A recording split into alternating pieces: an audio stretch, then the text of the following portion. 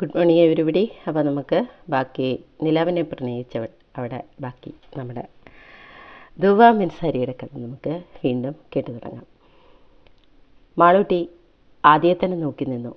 ഏട്ടൻ എത്ര മാറിയിരിക്കുന്നു. കാലം ഏട്ടനെ ഒരുപാട് മാറ്റിയിരിക്കുന്നു. എന്നാലും ഏട്ടന് അമ്മയുടെ കളറാണ്. എത്ര സുന്ദരനാണ് എൻ്റെ ഏട്ടൻ. കിഷോറേട്ടൻ പണ്ടേ പിന്നെ സുന്ദരനല്ലേ. രണ്ടുപേരും മാളൂട്ടി നോക്കി. എന്തേ എന്ന മട്ടിൽ അവൾ ഒന്നുമില്ലെന്ന് തലയാട്ടി കാണിച്ചു. ആ മക്കളെ പാർവതി മക്കളെ വിളിച്ചു. അകത്തേക്ക് കയറി. എല്ലാവരും സന്തോഷത്തോടെ ഭക്ഷണമൊക്കെ കഴിച്ചു. ആ വീട്ടിൽ ഒരുപാട് കാലങ്ങൾക്ക് ശേഷം സന്തോഷം അലമാല ഉയർത്തി. എല്ലാവരും സന്തോഷത്തിലാണ്.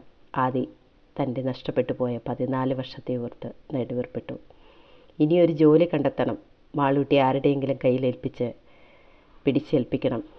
എന്താടാ ആദി കിഷോറിനോട് ചോദിച്ചു. നീ ഭയങ്കര ആലോചനയിലാണല്ലോ. എന്താ ഇത്ര ആലോചിച്ച് കൂട്ടുന്നത്?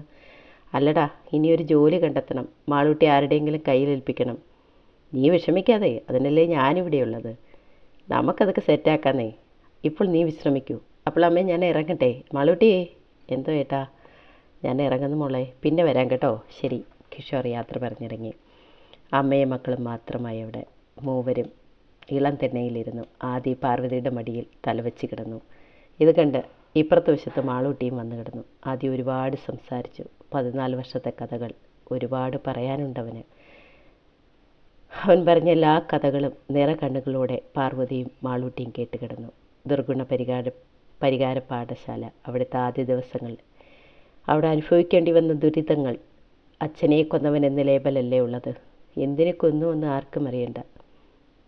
പീഡിപ്പിക്കാനും പരിഹസിക്കാനും ഒരുപാട് പേർ നിരന്നപ്പോൾ തളർന്നു പോകുമോ എന്ന് ഭയപ്പെട്ടു. പക്ഷെ അപ്പോഴേക്കും കിഷോറിൻ്റെ അച്ഛനെത്തി.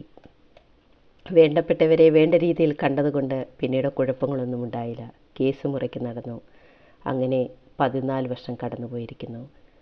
സമയം കടന്നുപോയത് 3 പേരും അറിഞ്ഞില്ല.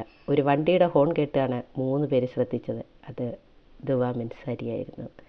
മാളൂട്ടി എഴുന്നേറ്റ് അവളെ സ്വീകരിച്ചു. അവിടെ കണ്ണുകൾ ആദിയിൽ തന്നെയായിരുന്നു. എൻ്റെ ആദി, എൻ്റെ മാത്രം ആദി. അവിടെ മനസ്സ് മന്ത്രിച്ചു കൊണ്ടിരുന്നു. ആദി എപ്പോഴോ മുഖമുയർത്തി നോക്കിയപ്പോൾ കണ്ടു 2 കണ്ണുകൾ. കടലോളം സ്നേഹം ഒളിപ്പിച്ചു വെച്ച 2 കണ്ണുകൾ. തന്നെ നോക്കുന്ന 2 കണ്ണുകൾ. രണ്ടുപേരുടെയും കണ്ണുകൾ തമ്മിൽ ഒന്നിടഞ്ഞു. അവൻ പെട്ടെന്ന് നോട്ടം പിൻവലിച്ചു.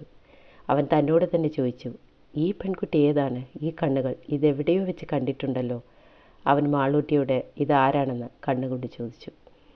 അവൾ പൊട്ടിച്ചിരിച്ചുകൊണ്ട് പറഞ്ഞു, ഇതാരാണെന്ന് ഏട്ടന് മനസ്സിലായില്ലേ? പാവം ആദ്യം എത്ര ആലോചിച്ചിട്ടും ഇതാരാണെന്ന് അവന് കത്തിയില്ല. അവസാനം ആദ്യ തോറ്റു. മാളൂട്ടി പറഞ്ഞു, ഇത് ദുവ മിൻസാരിയ. ദുവ മിൻസാരിയ?